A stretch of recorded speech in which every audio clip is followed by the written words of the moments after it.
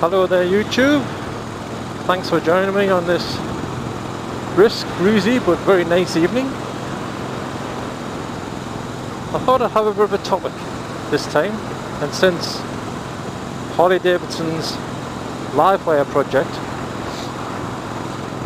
is in the news at the minute, I thought we'd talk about that. Now, I'm relatively new to Harley Davidson. I've only been riding this thing for a year, and before that I was always Japanese. But since I've got the Harley, I really love it. I like everything they stand for, I like the lineage, I like the history, I like everything. Now, this new bike, this LiveWire electric contraption, is not a Harley Davidson, in my mind. Now, I think if you look at this thing as a bike on its own, I think it's glorious. I think you see it and you think, whoa, I want one of them, lad. But if you look at it with Harley Davidson in mind, you're never going to buy it. You're never going to be convinced. Now, let's face it, electric is the future. There's no getting around it. And I think Harley Davidson are actually being quite bold by coming out with such a bike. It's never going to be a Harley Davidson, it can't be, because it's electric. Harley Davidsons, look at these things, I mean, they're massive, they're heavy, they're a dirty big V-twin, they're lovely. Now, an electric bike, little buggers, basically is a light dynamo. There's no gear shift, there's no clutch, there's no real engine. It's a power plant stuck in the middle, which is fine. That's what they need to be. Now, Harley Davidson have developed this thing so far, and I think it's brilliant what they're doing. They've gotten to a certain point.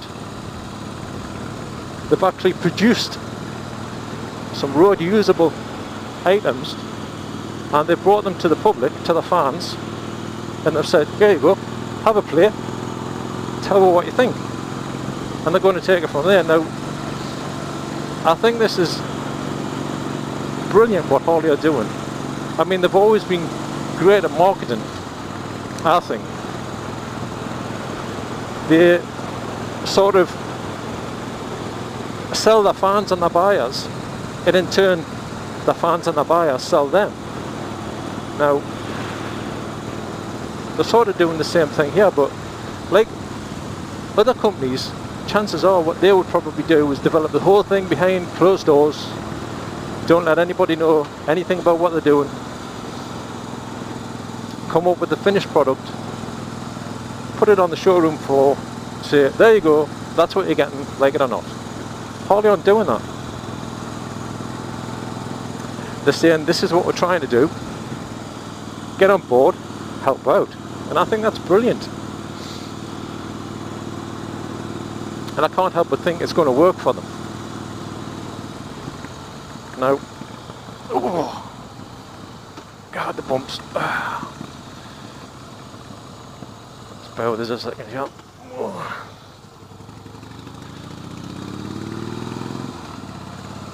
Now, obviously, I'm in England, and this is only happening in America, which is fair enough. It's a big American company. They're going to stay in America. I think they're going to come to Europe possibly later in the year, maybe it's next year, 2015. I'm not entirely sure, but from what I've seen, the bike looks lovely. Like I say, if you can look at it as a bike and not just Harley Davidson, it's obviously very sports based, which there's nothing wrong with. 74 brake horsepower as far as I know. Just under 4 seconds to hit 60 miles an hour, which isn't too bad. No clutch, no gear change, just single power plant. But the noise, if you've seen the trailers, the noise, I love it. Now, I've been around electric vehicles before, cars, and I think it's actually quite terrifying how quiet they are. Basically, you're not going to know these things are coming up on you until they hit you. Now, apparently Harley Davidson have actually manufactured this sound into the bike. I mean, can you get any more forward thinking than that? I don't think so. They didn't have to do it, they could have just left it the way it was, but they actually spent time, money, manpower, putting some sound into the thing. And from a safety standpoint, I think that's genius. It's possibly not the prettiest sound you've ever heard. It's certainly not a Harley Davidson V-twin sound. How could it be? But what they've actually done is they've manufactured the power plant itself to generate sound. It's not just a recording that kicks in when you start the engine and blows out through some hidden speaker somewhere. It's a proper sound that the bike actually makes itself. Great. So, anyway, I think it's a brilliant idea. I think there's plenty of room on Harley showroom floor for this thing.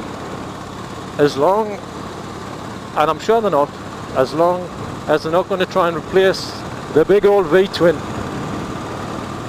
with EVs. Because I will not be on board. Not with that.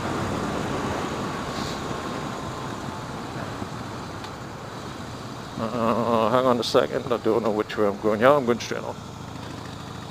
I mean, you have to have the big V-twins. I mean, these things are beautiful.